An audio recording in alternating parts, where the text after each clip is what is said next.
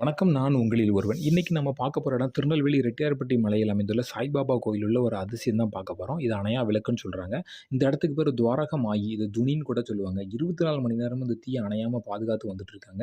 இந்த கோவில கட்டி 6 வருஷத்துக்கு மேல ஆகுது. இந்த 6 வருஷமாவே இந்த தீய அணையாம பாதுகாத்து வந்துட்டு இருக்காங்க. இதுல எரிஞ்ச சாம்பல எடுத்து திருநீரா ரெடி பண்ணி இங்க வர்ற மக்களுக்கு பிரசாதமா குடுக்குறாங்க. இது எதுக்குன்னா சீரடி ஊர்ல பாபாவ ஊர விட்டு வெளிய அனுப்பிருவாங்க. அனுப்புனதுனால அந்த ஊர் மக்களுக்கெல்லாம் கால்ரா நோய் வந்துரும். உடனே ஊர் பெரிய மனுஷங்கலாம் 4 பேர் போய், "பாபா நீங்க உங்களுக்கு பெரிய பாவம் பண்ணிட்டோம். நீங்க ஊருக்கு வந்துருங்க பாப்பா. எல்லாருக்கும் கால்ரா நோய் வந்துட்டுங்க." "இல்லப்பா நான் ஊருக்குலாம் வரமாட்டேன். ஊருக்கு வெளிய ஒரு மரத்தடி குடுத்துருங்கன்னு." மரத்தடிக்கு போயிட்டு, அங்க ஒரு 4 குச்சிகள எடுத்து அத எரிச்சு அந்த சாம்பல எடுத்து ஊர் பெரிய மனுஷனுக்கு குடுத்துருவாங்க. அவங்க போயி தண்ணீல கலக்கி அந்த ஊர் மக்களுக்கெல்லாம் குடுத்தோனே கால்ரா நோய் சரியாயிரும் பாத்துக்கோங்க. அந்த நினைவா தான் இந்த கோயில்ல இந்த மாதிரி எரிச்சு சாம்பல திருநீறா ரெடி பண்ணி வர்ற மக்களுக்கு பிரசாதமா குடுக்குறாங்க. நல்லது நடக்கும்னு சொல்லிட்டு, இந்த வீடியோ பிடிச்சிருந்தா லைக் பண்ணுங்க, சப்ஸ்கிரைப் பண்ணுங்க. நன்றி, வணக்கம்.